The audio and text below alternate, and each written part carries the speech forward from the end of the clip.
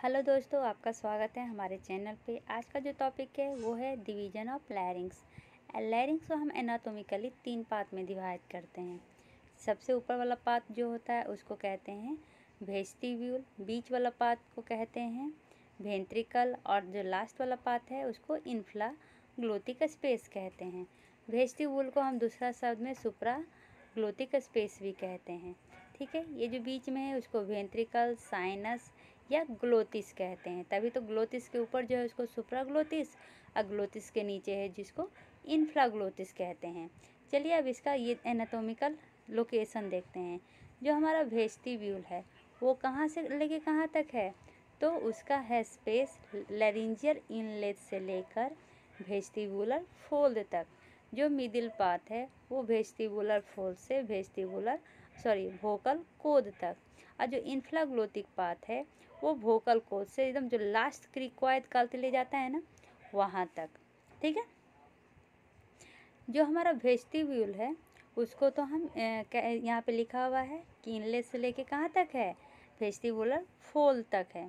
ठीक है, लेकिन जो हमारा ये बीच वाला क्या था, लैरिंजियल वेंट्रिकल, इसका दूसरा नाम वेंट्रिकल ऑफ मॉर्गेनी भी कहलाता है।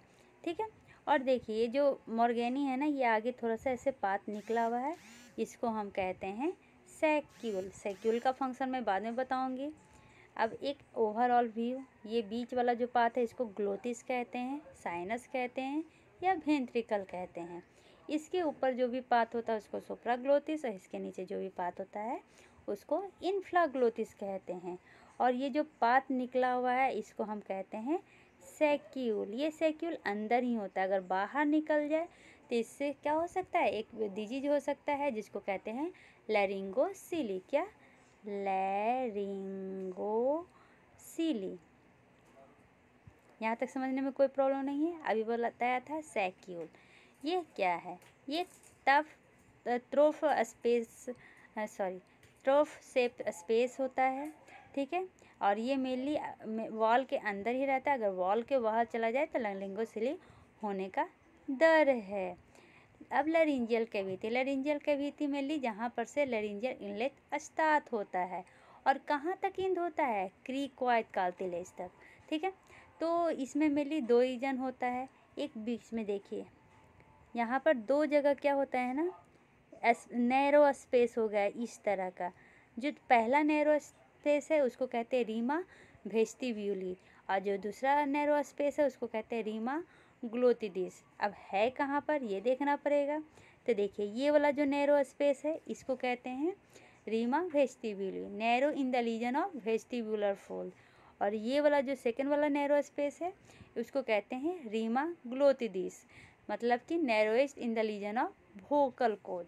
तो ये दोनों स्पेस आपको समझ में आ गए, 2 नैरो स्पेस, एक को कहते हैं रीमा वेस्टिब्यूली और दूसरा को कहते हैं रीमा ग्लोटिडिस। ठीक है, अब ये जो ए वाला पोर्शन है इसको कहेंगे सुप्राग्लोटिक पार्ट, बी वाला पोर्शन है इसको कहेंगे वेंट्रिकल, और जो सी वाला रीजन है इसको कहेंगे इन्फ्राग्लोटिक पार्ट। इसके साथ हमारा लैरिंजियल एनाटोमिकल क्लिनिकल डिवीजन या लैरिंजियल कैविटी का डिवीजन समाप्त होता है।